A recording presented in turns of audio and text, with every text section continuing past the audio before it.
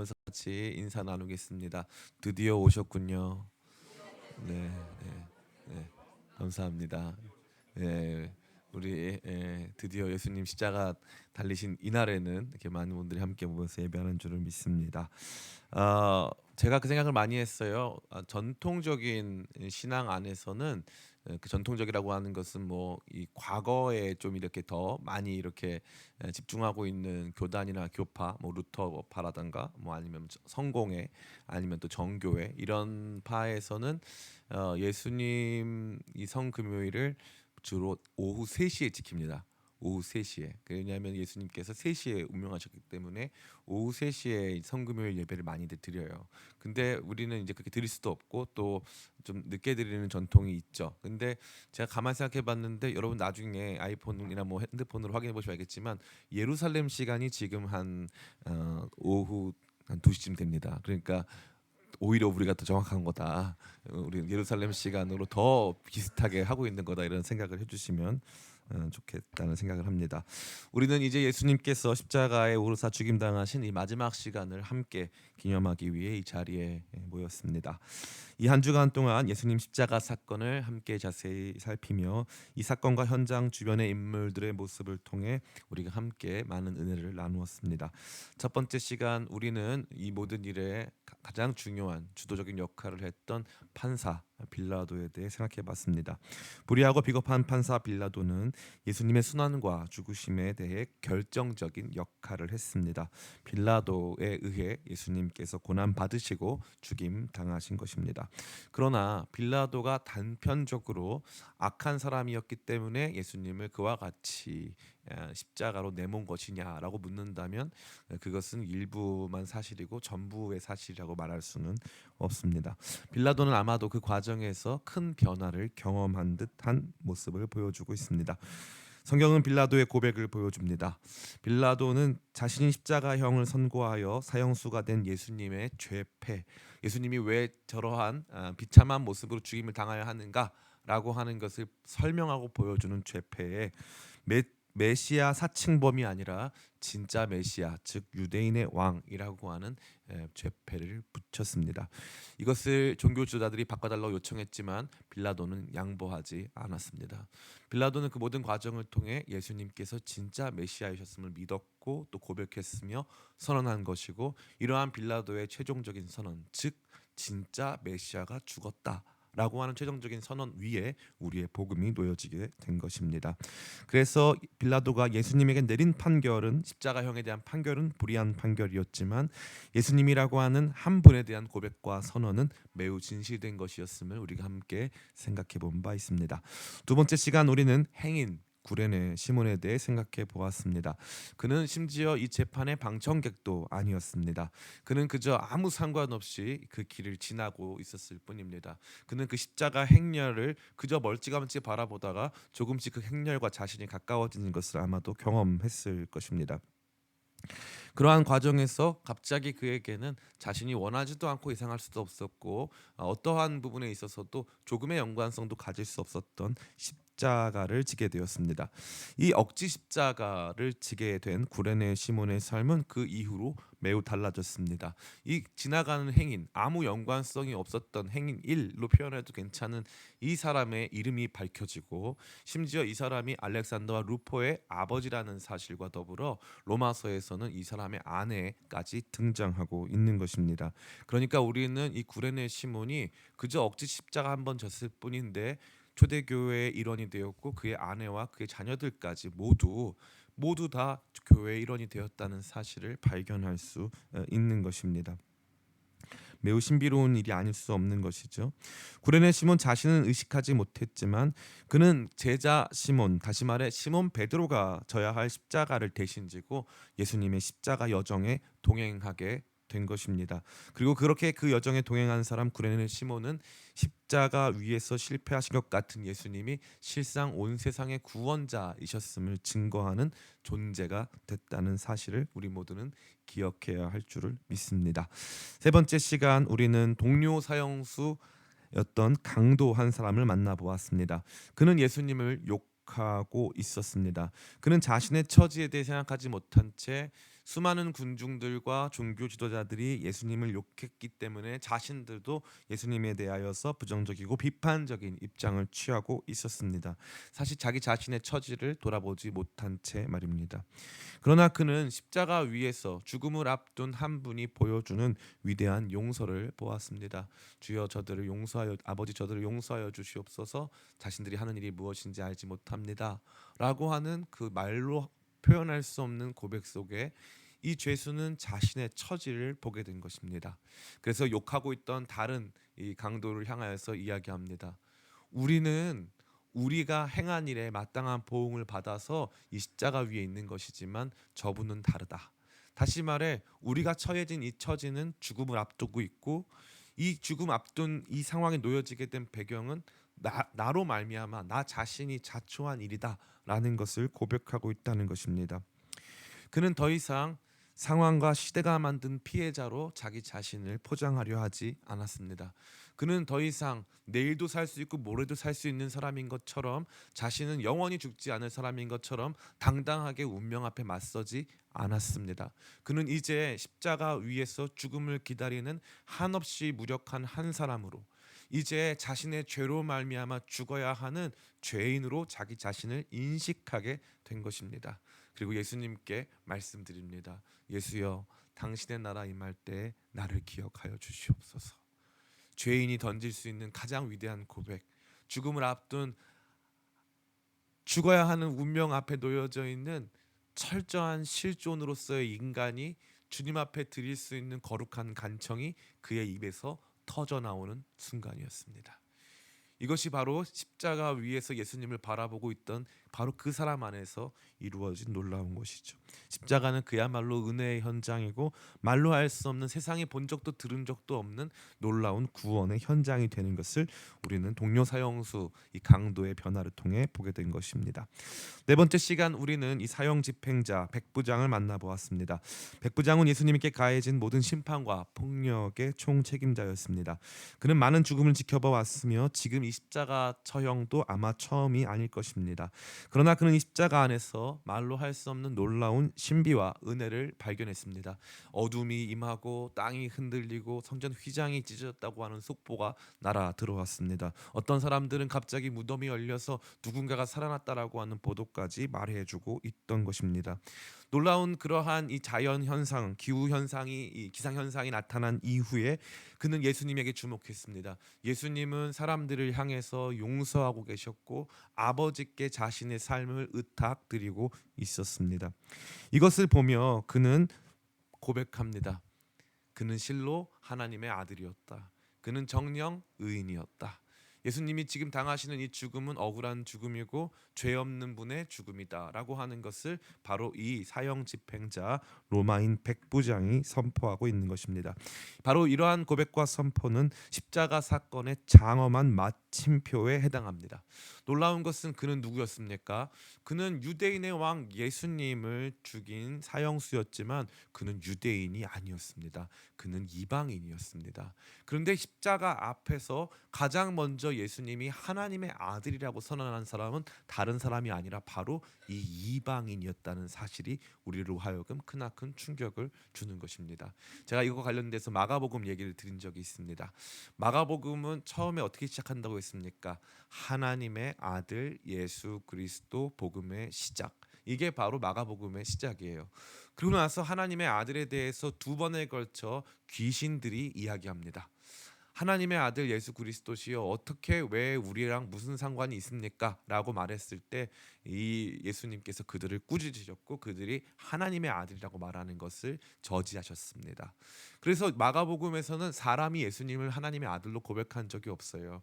그러다가 맨 마지막에 십자가 사건이 끝나고 나서 로마인 백부장 이방인 사형 집행자가 마지막으로 외칩니다. 예수님 하나님의 아들이었다. 예수님의 삶과 죽음 전체를 장엄하게 끝맺어주는 놀라운 마침표에 해당한다고 할 수 있는 것입니다. 이것은 객관적이며 최종적인 판단이었고 온 세상을 향한 놀라운 고백과 선언이었습니다. 이것을 통해 우리는 십자가 사건이 선교적 사건인 것을 다시 한번 기억하게 되었습니다. 오늘은 마지막 시간으로서 십자가 사건의 참관인으로 죽으신 예수님의 보호자요 후견인으로서 함께한 아리마대 요셉에 대해 함께 생각하며 이 십자가 사건이 우리를 어떻게 변화시킬 수 있는가, 우리에게 주는 도전과 메시지가 무엇인가를 함께 생각하며 은혜 나누기를 원합니다. 아무쪼록 오늘 이 밤에 주님께서 여러분을 십자가 곁으로 가까이 인도하실 때에 주님의 손길에 이끌려 그 십자가 안에서 말로 할 수 없는 은혜 누리는 저와 여러분 다 되시기를 예수님의 이름으로 축원합니다. 아멘. 이 귀한 성 금요일에 우리가 만나고자 하는 사람은 바로 아리마대 사람 요셉입니다. 오늘 본문에 따라 생각해 보자면 요셉은 존경받는 공의회 의원이었습니다. 그러나 그는 예수님께서 십자가에서 죽으시자 이제 이 빌라도에게 나아가 오늘 성경 본문의 표현에 따르면 당돌이 예수님의 시신을 요구합니다. 그리고 예수님의 시신을 가져다가 깨끗한 세마포에 싸서 장례를 치러준 사람이 되겠습니다. 그런데 우리는 이 아리마대 사람의 요셉에 대해서 단편적인 이해를 갖기보다 다른 복음서의 증언들을 토대로 종합적이고 또 입체적인 우리의 인식을 가져야 될 필요가 있습니다. 우리 누가복음은 어떻게 이 아리마대 사람 요셉을 말해주고 있는지 한번 같이 읽어보겠습니다. 누가복음 23장 50에서 54절 같이 한번 읽어볼까요? 같이 읽습니다. 시작. 공회 의원으로 선하고 의로운 요셉이라는 사람이 있으니 그들의 결의와 행사에 찬성하지 아니한 자라. 그는 유대인의 동네 아리마대 사람이요 하나님의 나라를 기다리는 자라. 그가 빌라도에게 가서 예수의 시체를 달라 하여 이를 내려 세마포로 싸고 아직 사람을 장사한 일이 없는 바위에 판 무덤에 넣어두니 이날은 준비일이요 안식일이 거의 되었더라. 아멘. 누가복음에서 강조하고 있는 것은 유사하지만 산헤드린 공의회 의원이고 선하고 의로우며 예수님을 죽이는 것을 반대하고 있었고 하나님 나라를 기다리는 사람이라고 하는 강조점을 가지고 있었습니다. 또한 무덤에 대해서도 사람을 장사한 적이 없는, 그리고 또 바위에 판 무덤을 보통 바위를 파서 무덤을 하진 않잖아요. 그런데 이 유대인들도 마찬가지예요. 가만히 있는 바위를 도려내 가지고 바위를 판다는 게 얼마나 어렵겠어요. 이렇게 건축물로 만들다거나 아니면 기존에 있는 굴을 이용하는 경우는 많이 있지만 원래 바위였던 데를 사람을 동원해 가지고 그걸 뜯어내서 그것으로 이 무덤을 삼는다는 것은 그 당시 유대인들에게도 굉장히 비싸고 어려운 공법으로 시공되는 무덤의 종류였다고 합니다. 요한복음은 또 어떻게 아리마대 사람 요셉을 보여주고 있을까요? 우리 요한복음 19장 38절로 42절 같이 한번 읽어보겠습니다. 시작. 아리마대 사람 요셉은 예수의 제자이나 유대인이 두려워 그것을 숨기더니 이 일 후에 빌라도에게 예수의 시체를 가져가기를 구하매 빌라도가 허락하는지라. 이에 가서 예수의 시체를 가져가니라. 일찍이 예수께 밤에 찾아왔던 니고데모도 모략과 침향 섞은 것을 100리트라쯤 가지고 온지라. 이에 예수의 시체를 가져다가 유대인의 장례법대로 그 향품과 함께 세마포로 쌌더라. 예수께서 십자가에 못 박힌 곳에 동산이 있고 동산 안에 아직 사람을 장사한 일이 없는 새 무덤이 있는지라. 이날은 유대인의 준비일이요 또 무덤이 가까운 고로 예수를 거기 두니라. 아멘. 요한복음의 강조점은 이 아리마대 사람 요셉이 예수님 제자였지만 유대인 두려워해서 숨기고 있었다. 그리고 세마포 수위를 입히는 과정이 모든 유대인의 율법과 절차에 따라서 다 이루어졌다. 그리고 무덤은 새 무덤이었고 골고다 언덕 근처에 있었다는 것을 강조해주고 있습니다. 우리 마지막으로 마태복음은 아리마대 사람 요셉을 어떻게 표현하고 있나 한번 같이 읽어보겠습니다. 마태복음 27장 57절로 60절입니다. 같이 읽습니다. 시작. 저물 때에 아리마대 사람 부자 요셉이라 하는 사람이 왔으니 그는 예수의 제자라. 빌라도에게 가서 예수의 시체를 달라 하니 이에 빌라도가 내주라 명령하거늘 요셉이 시체를 가져다가 깨끗한 세마포로 싸서 바위 속에 판 자기 새 무덤에 넣어두고 큰 돌 불려 무덤 문에 놓고 가니. 아멘. 마태복음이 유일하게 보여주는 것은 이제 부자라는 점, 부자라는 점을 강조해 보여주고 있고요. 또 무덤이 바로 이 아리마다 사람 요셉 자신의 것이었고 큰 돌로 봉인했다까지 보여주고 있는 것입니다. 자, 정리해 보자면 다음과 같습니다. 아리마다 사람 요셉은 부자였고 공의회 의원이었고 선하고 의로운 사람이었고 존경받는 사람이었고 예수님 제자였고 하나님 나라 기다리는 사람이었다가 그에 대한 묘사의 전부 같아 보이지만 한 가지 중요한 게 빠졌죠. 이런 사람이 예수님 제자였는데 밝혔다 숨겼다. 평생 숨기고 있었다. 예. 뭐 평생까지는 아니라겠지만 계속 숨기고 있었다. 숨길 수밖에 없었다. 다 드러냈다가는 자칫 자신이 위험할 수 있었다. 그래서 그는 두려움 속에서 예수님 제자라는 사실을 숨겼다. 이게 이제 아리마대 사람 요셉을 우리가 전체적으로 이해하는 열쇠가 됩니다. 보니까 이 사람이 어떻게 바뀌었습니까? 그런데 갑자기 커밍아웃을 했어요. 내가 예수님 제자입니다와 같은. 목사님 그가 그렇게 말한 적은 없는데요. 그런데 여기 보니까 지금 예수님은 로마 제국에 대한 반역죄로 처형을 당하셨습니다. 근데 로마인 총독에게 방금 처형당한 반역죄로 처형당한 예수님의 시신을 달라고 한다는 것은 사실 그 자체로 굉장히 위험한 일이 될 수 있는 거죠. 제가 오늘 이 말씀을 준비하면서 조사를 많이 해봤는데 이때 당시에 십자가형을 받는 것 빼고도 기본적으로 사형수의 시신을 요구하는 일이 극도로 드물었다는 거예요. 그리고 사형수들은 대개 특별히 십자가 위에 있는 시신들은 예수님처럼 빨리 목숨을 잃는 경우는 거의 없고 대략 며칠에 걸쳐서 이제 목숨을 잃기 때문에 그 과정에서 짐승들이나 뭐 새나 그러면서 이제 시신이 많이 상하고 이러다 보니까 이 공동묘지라고 그래서 그냥 갖다 버린다는 거죠, 시신을. 그렇기 때문에 시신을 요구하는 경우는 그 가정이 굉장한 부자거나 굉장히 유명한 사람이거나 힘 있는 사람이거나 뭐 이런 경우가 아니고서는 시신까지 누군가가 요청하지 않는다는 거죠.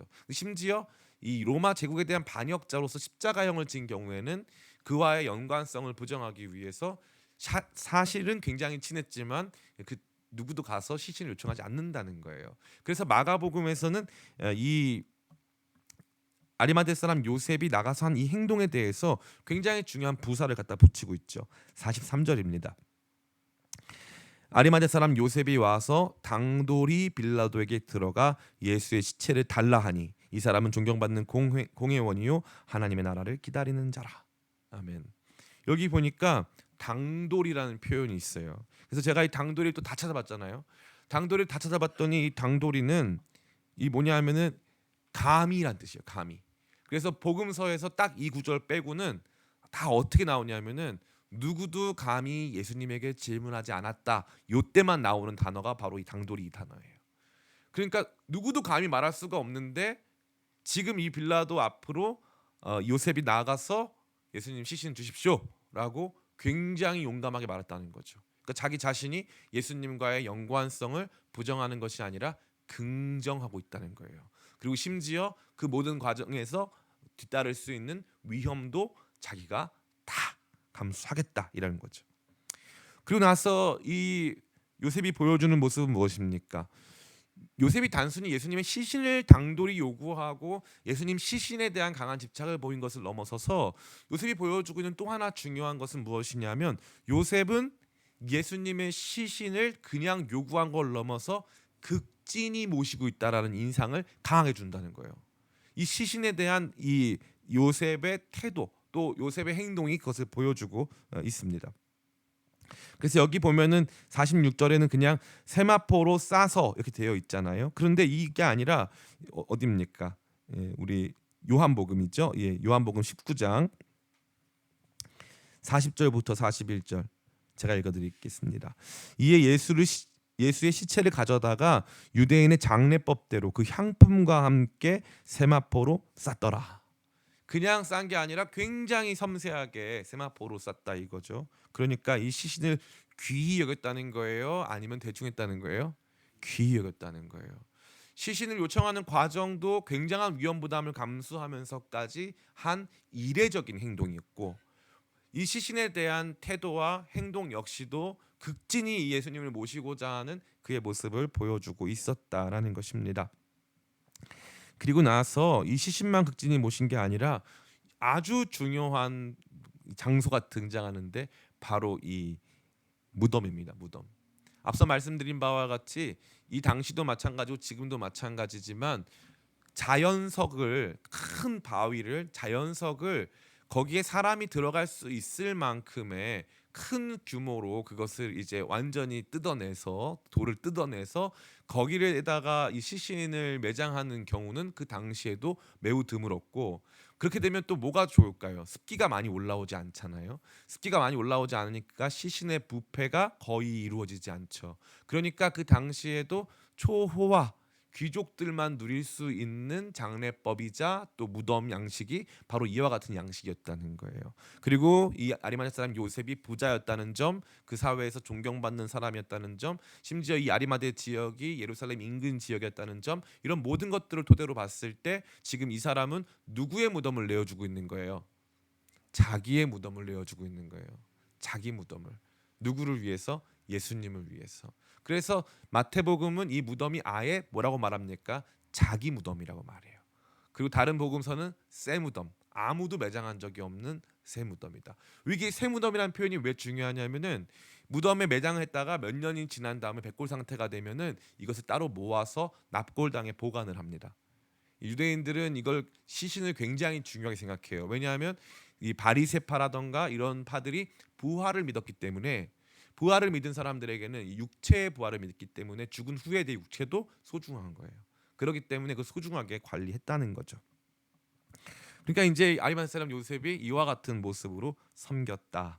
이와 같은 모습으로 변화됐고 또 자기 자신을 표명했고 또 예수님을 극진히 모셨다라는 것을 우리가 이미 다 알고 있고 또 알게 된 것입니다. 자, 그렇다면 이것이 저와 여러분에게 주는 메시지는 무엇일까요? 총 세 가지입니다. 십자가를 바라보며 아리마대 사람 요셉은 엄청난 믿음의 도약을 체험하는 거예요. 믿음의 도약을. 그는 예수님의 제자였습니까? 아니었습니까? 제자였어요. 그는 하나님 나라를 기다리는 사람이었습니까? 아니었습니까? 기다리는 사람이었어요. 그는 선하고 의로운 사람이고 존경받는 사람이었습니다. 그런데 그가 못한 게 하나 있어요. 뭘 못했을까요?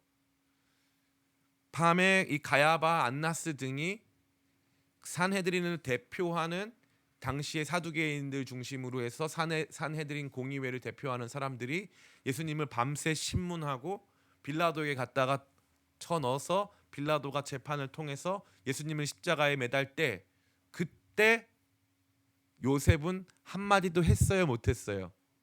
못했습니다. 요셉은 힘이 있었습니까? 없었습니까? 힘이 있었어요. 존경받는 사람입니다. 돈이 있어요. 돈 있고 힘 있고 권력이 있어요. 사람들을 모아서 할 수 있어요. 그런데 요셉이 했습니까? 안 했습니까? 안 했고 못했어요. 요한복음은 뭐라고 말합니까? 무엇 때문에 못했다고요? 사람들이 두려워서. 사람들이 두려워서 내가 그리스도인이다, 내가 예수님 제자다, 당신들이 지금 이렇게 하시면 안 된다 말했다 못했다? 못했다는 거예요. 지금 종교 지도자들의 선동 안에서 수많은 유대인 군중들이 지금 예수님을 다 죽이라고 하는 모든 이 여론이 선동에 의해서 다 조작되고 예수님과 같은 의로우신 분을 십자가에 매달고 있는 이 모든 과정에서 나처럼 힘있고 할 말을 할 수 있는 위치에서 있는 사람인데 한마디도 못한 거예요. 한마디도. 그 과정에서. 이거 절차가 잘못됐습니다. 지금 그렇게 때리시면 안 되죠. 예수님한테 그렇게 하지 마세요 라고 단 한마디라도 할 수 있는데 아리마대 사람 요셉은 한마디도 못한 거예요. 한마디도. 그럼 어떻게 해야 합니까? 끝까지 침묵해야죠. 그죠? 끝까지 침묵해야죠. 두려웠다면서요. 지금 이 아리마대 사람 요셉이 제일 위험한 순간은 바로 지금입니다. 선동된 군중들이 여론을 통해서 진리를 완전히 무너뜨렸고요. 재판이 모두 다 끝나버렸어요.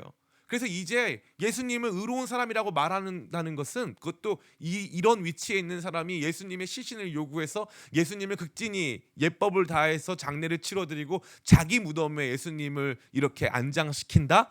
이거는 예수님과의 연결점을 보여줘서 지금 이 광기에 사로잡혀 있는 대중들 속에서 자기 자신도 신변의 안전을 담보할 수 없는 상황에 이르렀다 이 말이에요.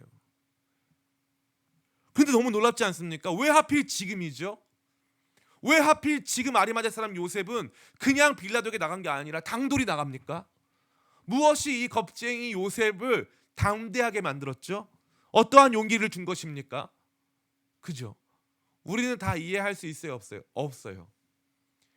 어느 특정한 순간에 그가 어떻게 바뀌었는지에 대해 우리는 알 수가 없어요. 그러나 확실한 것은 예수님께서 십자가에서 돌아가신 다음에 갑자기 이해할 수 없는, 아리마대 사람 요셉 내면에서 이해할 수 없는 무언가가 확 올라와서 내가 지금은 참으면 안 된다라는 생각이 들어와가지고 나가서 예수님의 시신을 달라고 담대하게 요청한 거예요. 신기하죠. 가장 위험한 순간인데요. 어떻게 보면 다 끝나버렸잖아요. 그 전에 했으면 예수님 살릴 수 있었잖아요.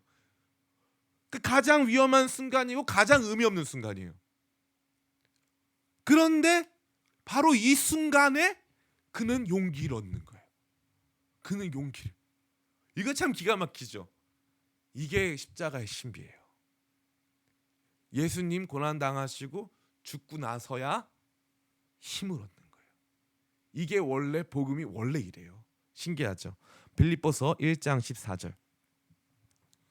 빌립보서 1장 14절입니다. 우리 같이 한번 읽어보겠습니다. 시작. 형제 중 다수가 나의 매임으로 말미암아 주 안에서 신뢰함으로 겁없이 하나님의 말씀을 더욱 담대히 전하게 되었느니라. 아멘. 아니, 사도 바울이 안 매였을 때 사도 바울이 오히려 더 정치적인 힘을 얻고 이 지역 내에서 기독교를 함부로 할 수 없으리만큼 많은 성도들이 모였을 때 그때 담대하게 복음을 전해야 될 거 아닙니까? 근데 사도 바울이 지금 깜방에 있으니까 사람들이 나도 크리스찬이다 하면서 자신이 그리스도인이라고 커밍아웃하는 거예요. 나도 잡아가세요 이렇게. 그렇게 하면서 자신의 믿음을 대외적으로 보여주고 있다는 거죠. 이게 신기한 거죠. 복음은 언제나 이런 식이었어요. 언제나. 제가 며칠 전에도 여러분에게 말씀드렸는데 제가 개인적으로 굉장히 친했던 우리 김진욱 선교사, 나중에 여러분 이렇게 포털 사이트에 검색하시면 나올 텐데요. 김진욱 선교사가 이 터키에서 그렇게 목숨을 잃고 나서 일어난 변화가 뭐냐 하면 사람들이 갑자기 나도 그리스도인이다 해가지고 나도 죽여라. 나도 그리스도인이다. 이렇게 핍박을 하냐? 전 너무 안타까운 게 뭐냐면 왜 그 선교사 혼자 그 복음 사역하고 할 때는 왜 아무도 안 도와주다가, 그죠? 왜 다 끝나고 나서 갑자기 불일 듯 일어나가지고 왜 어디서 용기를 얻은 걸까요? 아니, 안 죽고 살았으면 용기가 생겨야 될 거 아니에요.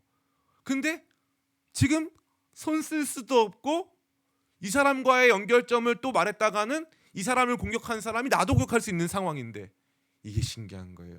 따라해 볼까요? 십자가는 우리에게 담대함을 줍니다. 이게 신기한 거예요. 이게 이해할 수가 없는 거예요. 예수님이 십자가를 제대로 알고 이해하고 예수님께서 십자가를 위해서 나를 위해서 죽으셨다는 것을 진짜 받아들인 사람은 믿음의 담력을 얻는 거예요. 그 전에 우리가 알고 있던 우리 자신이 아닌 거예요. 그 전에도 예수님 제자였고 하나님 나라를 사모하는 사람이었어요. 윤리적으로도 문제 흠잡을 게 아무것도 없어요. 존경받는 사람이었어요. 부자였어요. 모든 게 완벽해 보였어요. 모든 게 완벽해 보이는 이 사람 안에서 두려움이 임했어요.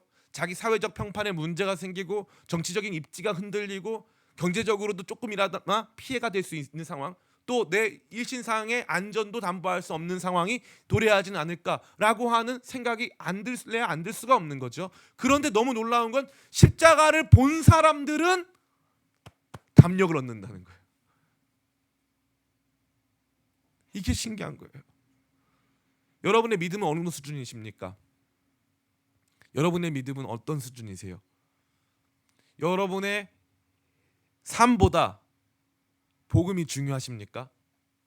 예전에는 목사님들이 전 그 얘기를 너무 많이 해가지고 지금 공산당이 들어와가지고, 제 옛날에 높은 뜻 교회 다닐 때인데 김동호 목사님 맨날 그래서 지금 공산당이 들어와가지고, 북에서 또 오셨잖아요 목사님은, 온 가족이. 그러니까 공산당이 와가지고 지금 예수님 부인하면 살려준다고 하면 자기가 1번으로 죽고 장로님이 2번 하셔야 된다. 이 설교를 맨날 했어요. 지금은 그런 비장함이 없죠. 그런데 이 세상이 어떤 의미로 굉장히 극단적인 상황으로 치닫기 시작하면서 아마도 혹은 어쩌면 우리 안에서 이게 굉장히 중요한 질문이 될 수도 있거든요. 이게 왜 또 중요한 질문이냐면은 내가 중요하냐 하나님이 중요하냐를 결판짓는 제일 중요한 질문이기 때문이에요. 사실은. 그런데 언젠가부터 이거 질문하지 않죠. 이거 질문하면 마치 뭔가 선정적인 질문을 한 것 같은 생각이 드는 거예요. 너무 극단적이고 선정적인 질문이다. 근데 제가 봤을 때는 선정적이라기보다는 정확한 질문이어서 그런 것 같아요. 나보다 복음이 중요하냐? 내가 더 중요하냐? 나 때문에 복음이 필요하냐? 아니면 복음 때문에 내가 필요하냐? 이 너무나도 중요한 질문이죠. 근데 이게 어떤 그리스도인들 안에서 다 대부분 실제적으로는 못하지만 한다고 고백을 해요. 나는 복음 절대 예수님 부인하지 않겠습니다. 이런 식으로. 근데 그러다가 이 사람이 진짜 바뀌는 시점이 언제냐면은 십자가를 제대로 만나면 바뀌어요. 예수님이 그 험한 십자가가 오르셨구나. 나에게 요구하시는 삶도 그 십자가의 길이구나. 예수님께서 너무 놀랍지 않습니까? 예수님 부활하신 다음에 담력을 얻는 게 아니고요.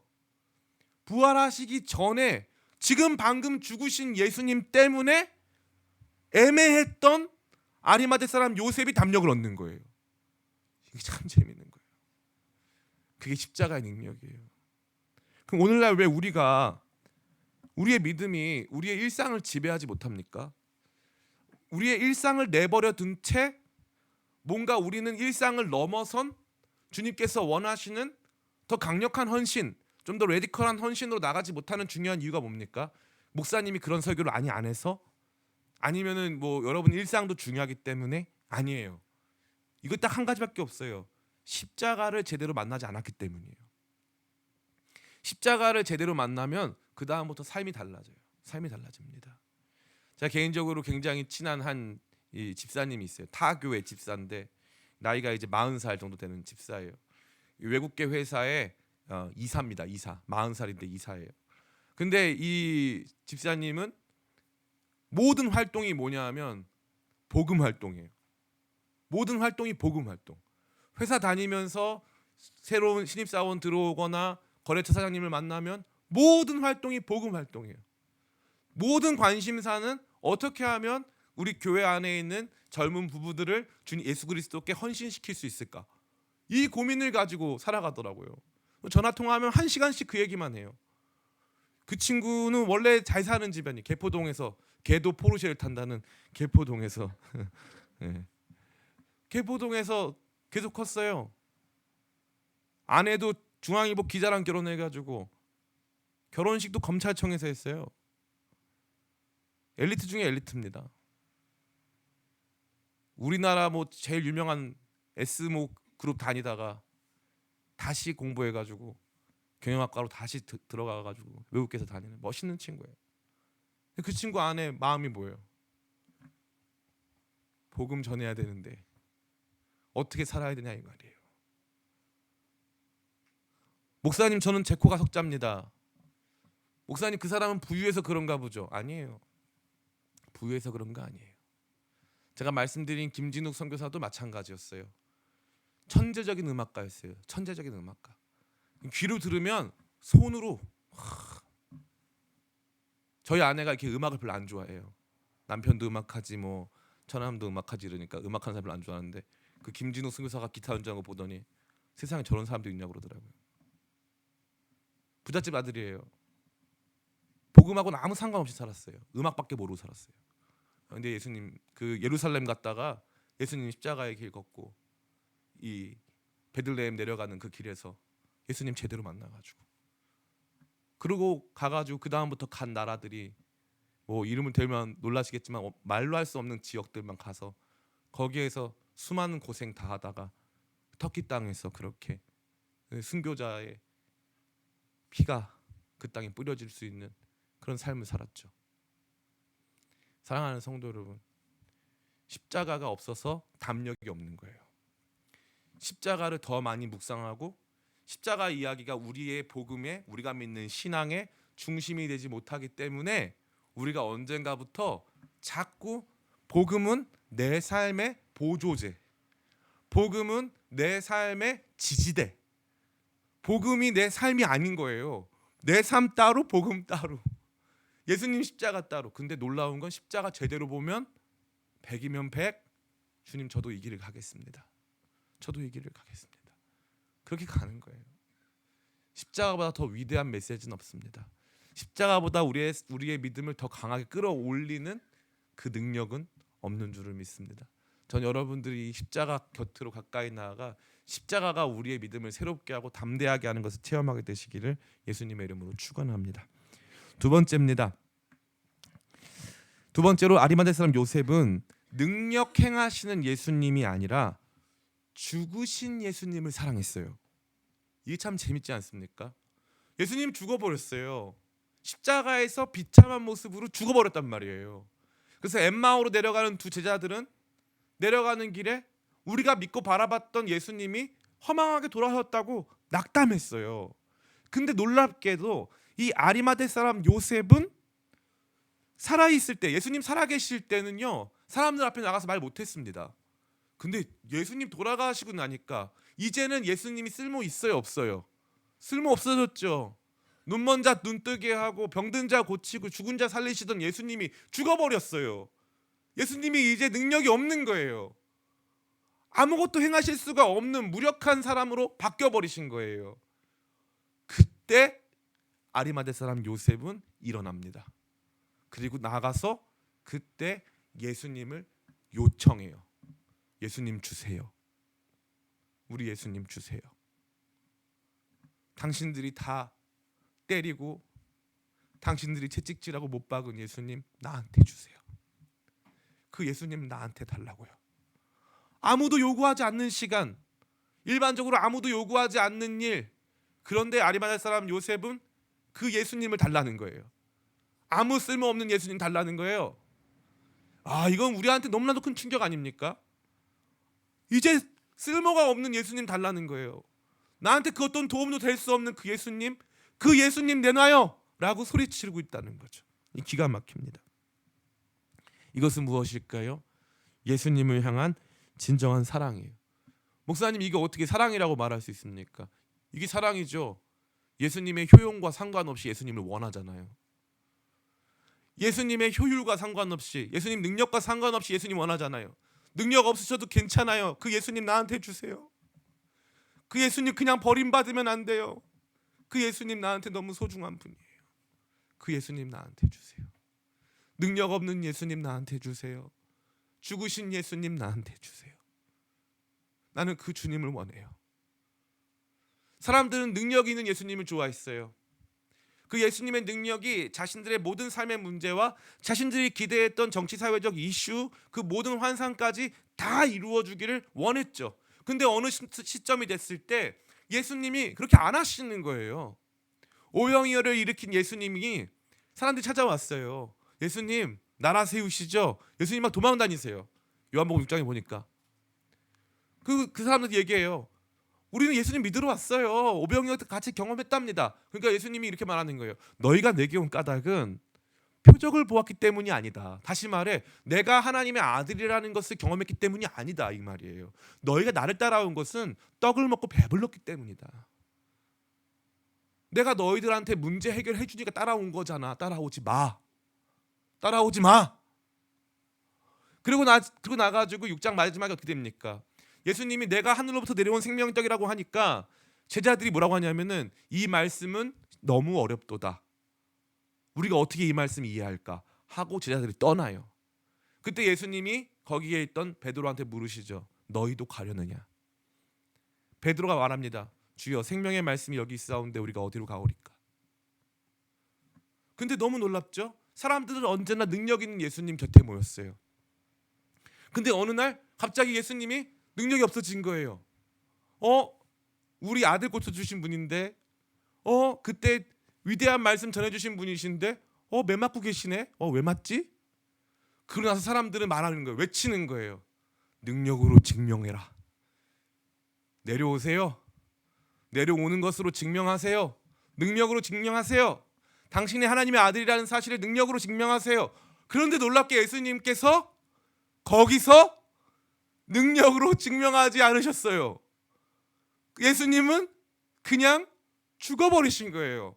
그런데 놀랍게 이제 쓸모없는 예수님, 소용없는 예수님을 달라고 갑자기 십자가를 바라보고 있었던 아리마대 사람 요셉 내면에서 훅 올라오는 거예요. 내가 그동안 예수님을 왜 따라왔었나? 예수님은 나한테 누구셨는가? 마음속에 막 오면서 소중한데 예수님, 이 사람은 이제 공의의 의원이니까 앞으로 저 시신이 어떻게 될지 다 아는 거죠. 가가지고 내놔라. 어차피 버릴 거 아니냐. 내놔라. 당신 큰일 난다. 내가 책임진다. 내놔라. 우리 예수님 나한테 줘라. 나한테 줘라. 죽으신 예수님 나한테 줘라. 이 예수님에 대한 사랑이에요. 예수님에 대한 사랑.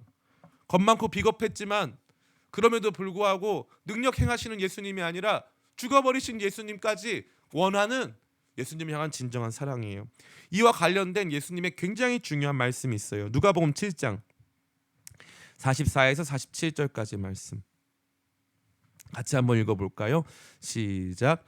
그 여자를 돌아보시며 시몬에게 이르시되 이 여자를 보느냐? 내가 내 집에 들어올 때 너는 내게 발 씻을 물도 주지 아니하였으되 이 여자는 눈물로 내 발을 적시고 그 머리털로 닦았으며 너는 내게 입맞추지 아니하였으되 그는 내가 들어올 때로부터 내 발에 입맞추기를 그치지 아니하였으며 너는 내 머리에 감람유도 붓지 아니하였으되 그는 향유를 내 발에 부었느니라.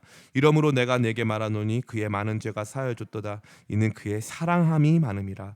사함을 받는 일이 적은 자는 적게 사랑하느니라. 아멘.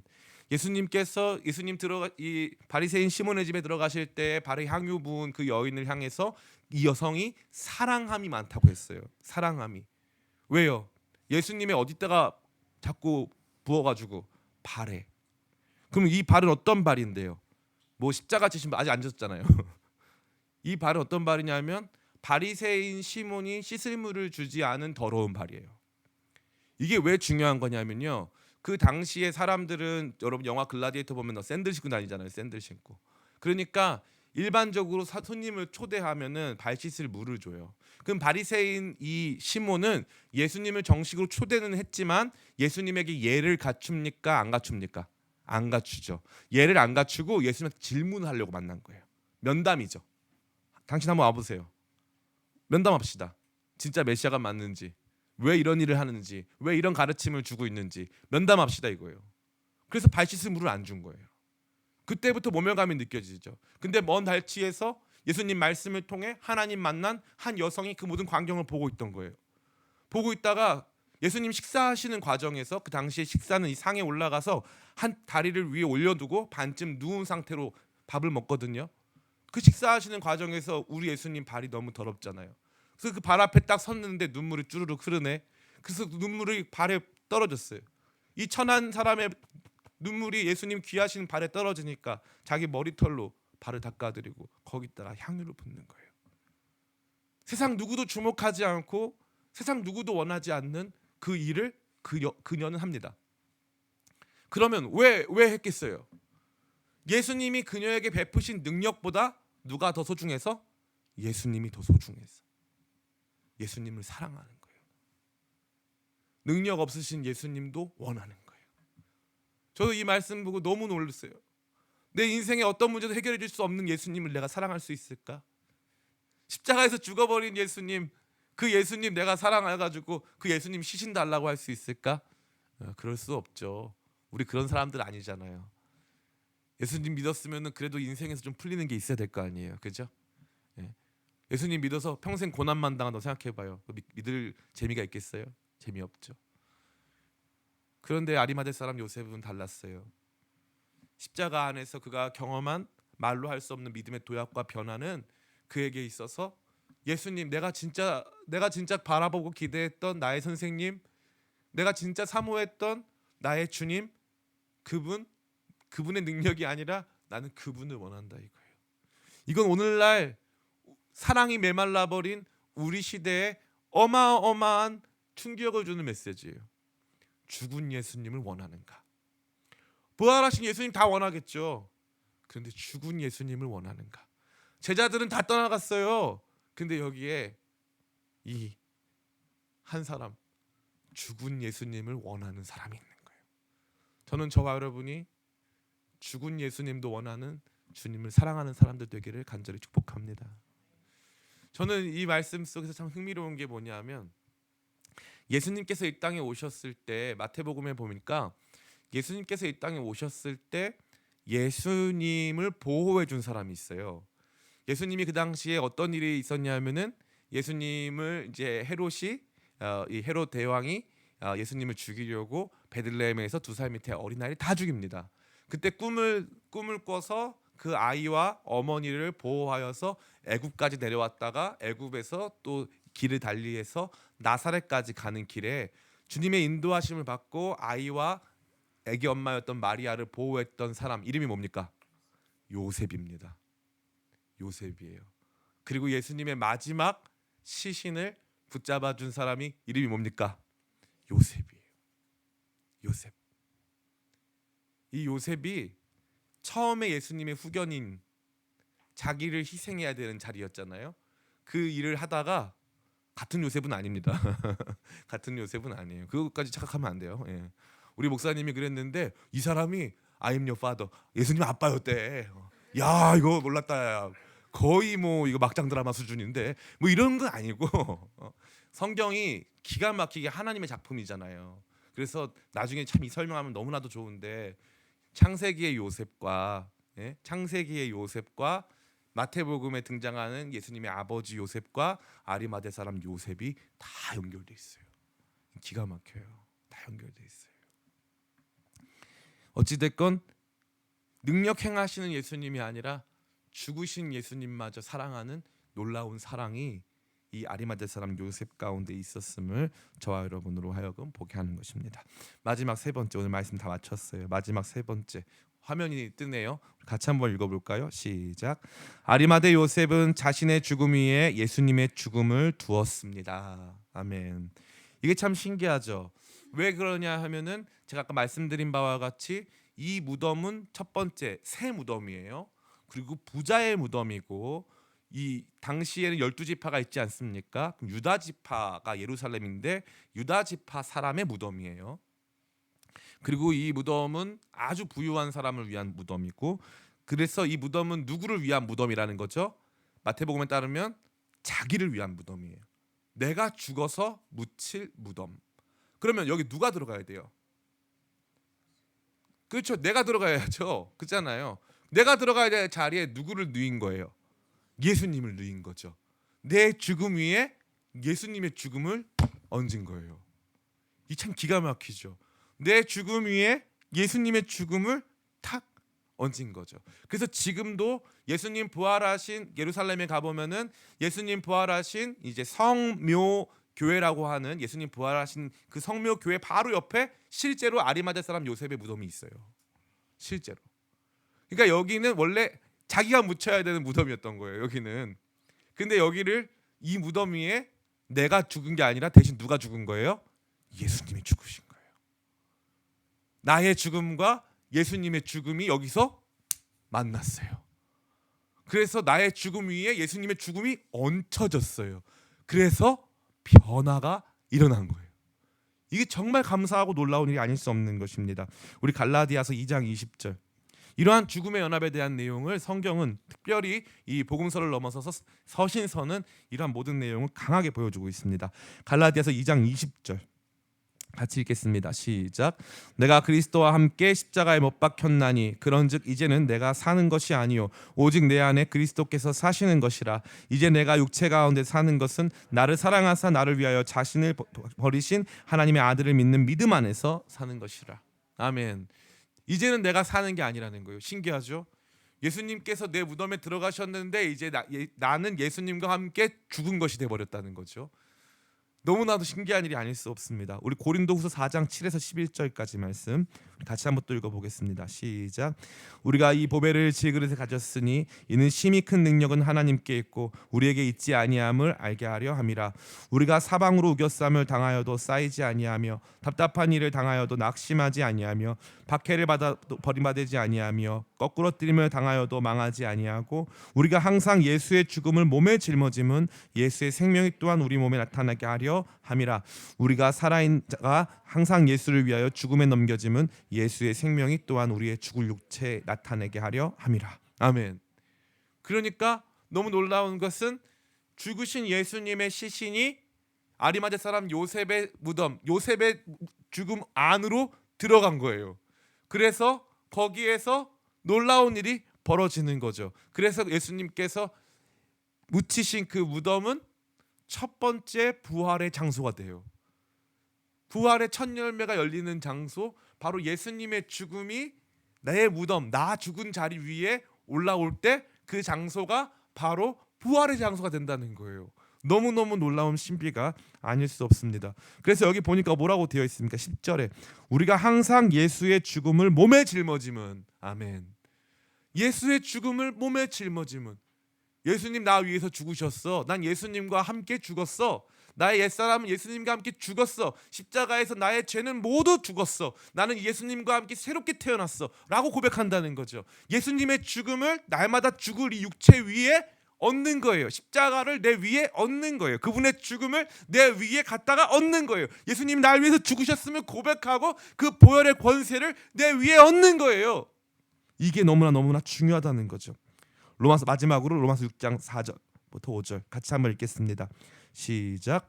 그러므로 우리가 그의 죽으심과 합하여 세례를 받음으로 그와 함께 장사되었나니 이는 아버지의 영광으로 말미암아 그리스도를 죽은 자 가운데 살리심과 같이 우리로 또한 새 생명 가운데서 행하게 하려 함이라. 만일 우리가 그와 같은 모양으로 연합한 자가 되었으면 또한 그의 부활과 같은 모양으로 연합한 자도 되리라. 아멘. 그래서 아리마대 사람 요셉의 무덤은 예수님의 부활 현장이 됐죠. 우리의 삶은 그래서 죽을 사람들이잖아요. 다 죽잖아요. 어차피 다 죽는 거 아닙니까? 그죠? 그런데 왜 우리 영원한 생명 가진 사람처럼 살죠? 나는 예수님과 함께 이미 죽었고 예수님이 부활하심으로 나의 안에서 새로운 사람이 태어난 거예요. 그래서 나는 그 주님과 함께 영원히 사는 새로운 사람의 삶을 산다 이 말이죠. 기가 막힌 거죠. 그래서 예수님을 우리의 삶의 죽음의 자리에 모셔드리는 거예요. 그래서 나는 이제 예수님과 함께 죽은 거예요. 나의 죽음과 예수님의 죽음을 맞닿아 놓는 거예요. 그러고 나면 거기에서 무슨 역사가 일어난다? 따라해 볼까요? 부활 역사. 죽을 이 몸에서 부활 생명의 역사가 일어나는 거예요. 내 몸이 십자가와 연합하면 내 몸이 부활의 현장 되는 줄을 믿습니다. 아멘. 이제 말씀을 다 마쳐요. 오늘 성금요일 예배인데 제가 오늘 이 말씀을 준비하면서 그 생각을 많이 했어요. 참 이 아리마대 사람 요셉의 삶이 또 모습이 성금요일 예배를 하는 우리에게 임했으면 좋겠다. 그래서 우리 믿음이 달라지기를 원합니다.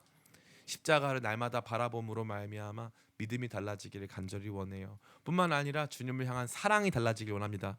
아멘. 그래서 살아있는 능력 있으신 예수님이 아니라 죽으신 예수님도 원합니다 하는, 능력 없으신 예수님, 아무런 힘도 없으신 예수님, 그러나 예수님의 능력이 아니라 그 예수님의 존재를 사랑하여 예수님을 온 마음으로 얻기 원하는, 예수님 더 사랑하는 우리 되기를 간절히 원합니다. 그리고 마지막으로 이 아리마대 사람 요셉과 같이 예수님 십자가 죽으심을 내 인생의 무덤에 집어넣음으로 말미암아 죽을 내 육신에서 놀라운 부활 생명 태어나는 것 경험하게 하여 주시옵소서. 그래서 예수님의 죽으심과 연합하고 예수님의 부활의 생명과 능력으로 다시 회복되는 저와 여러분 다 되시기를 예수님의 이름으로 축원합니다. 우리 기도 제목 3가지 같이 읽고 우리 찬양 부르고 기도하고